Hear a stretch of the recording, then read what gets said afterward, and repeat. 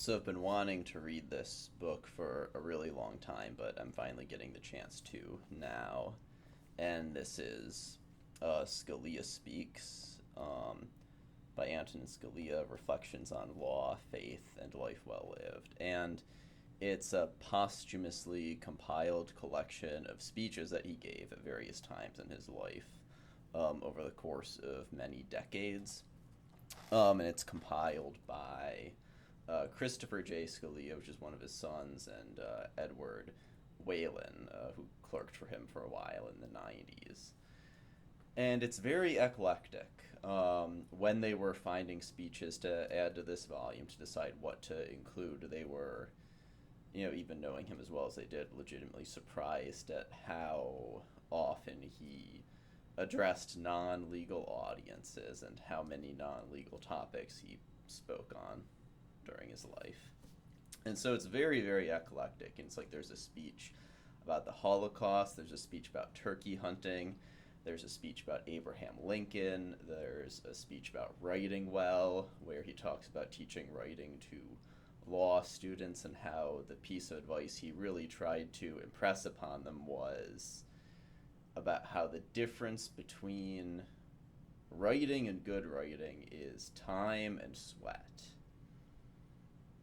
That really resonated with me as somebody who teaches writing and is also trying to impress that upon people. There's a speech about Catholic universities, and that one contains one of my favorite lines, where he says, Catholic universities don't only exist just to make it easier for the press to find a Catholic theologian who disagrees with the Pope.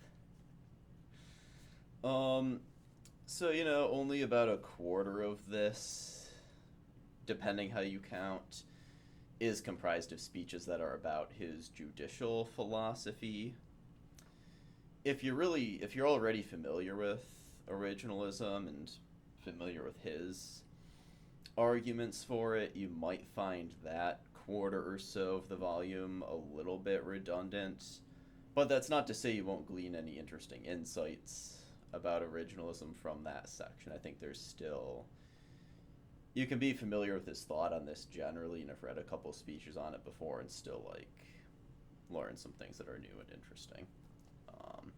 It's one of the things they mentioned in the introduction is that he did repeat himself sometimes, not just on that topic, but I think in 3 or 4 occasions he brings up how when he was in high school he was on the rifle team. He would carry his 22 millimeter rifle on the subway with him to and from school, and imagine doing that now.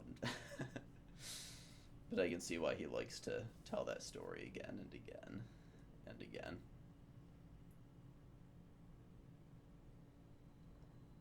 But I think one of the themes that really runs throughout the volume that I think is helpful in, I think, understanding his judicial philosophy a little bit is this sense that societies don't obviously inherently necessarily progress. They don't necessarily always become better and more humane and more decent and more enlightened. That's seen, I think, most clearly toward the end of his speech on the Holocaust. The one message I want to convey today is that you will have missed the most frightening aspect of it all if you do not appreciate that it happened in one of the most educated, most progressive, most cultured countries in the world. And that's not the only time where he alludes to that fact that yes, a society can backslide in that way. And that definitely informs one of the problems he has with the kind of living document approach to the Constitution, that the idea that the Constitution's meaning should change to keep up with evolving standards of decency. There's an implicit premise there, right, in that argument that society will evolve in such a way as to become better and more decent. And if you assume that progress in that direction will always be good, then I think that would make a stronger argument for wanting the Constitution to change along those lines. But, on the other hand, the Constitution exists precisely because that isn't a given, right? And I found that really interesting. I really liked, that was one of the things I noticed here that I found really compelling. Um, but he also realizes that, the court can only do so much. A Supreme Court fiercely dedicated to preserving that document cannot exist in the midst of a society that does not understand it. Um, and I really like that line because that's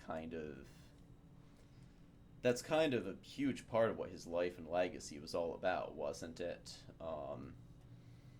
You know, wanting the public to be interested in this, wanting the public to know things about history and about constitutional law and the history of the court, and lamenting that more people haven't read the Federalist Papers. That's why he, gave so many speeches and wrote books, and it's why, when he passed away, I think Amy Coney Barrett said, we're losing so much more than a judge and losing Scalia. So that's kind of on the more serious side of things, which is, I didn't anticipate it going this way, because part of one of the things that's great about this is he also has like a really brilliant sense of humor that makes parts of this very enjoyable. But yeah, there's a lot here I really enjoyed. His speech on William Howard Taft was fascinating. It definitely wanted to make me go learn more about Taft. I had not realized what an impressive individual Taft was, but now I want to know more. He has one in here, a fairly long, one of the longer speeches about dissenting opinions. And that's something I'd never really thought about before, is like why dissenting opinions are important, why they're valuable, why do they make the court better, why do they make judges better, why do they make the decision better. There's a lot of things that are important and valuable about those that I'd never thought about before that he goes into great detail on. That was really interesting, I thought. But yeah, he's very entertaining. There's at least a couple commencement speeches in here, and in one of them, at the very beginning, I think this was the University of Dayton one,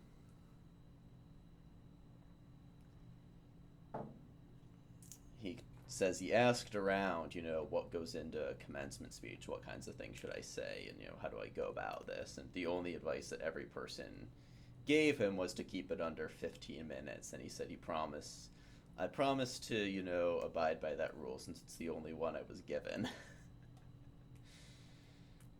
I absolutely love what he told the students at another commencement address he gave. The bad news is that your 4 years here have not made you an expert on anything. They've not enabled you to make significant advancements in any area of human inquiry.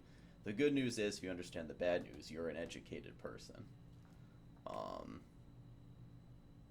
He's really kind of touching on the importance of intellectual humility, and that's such an important thing.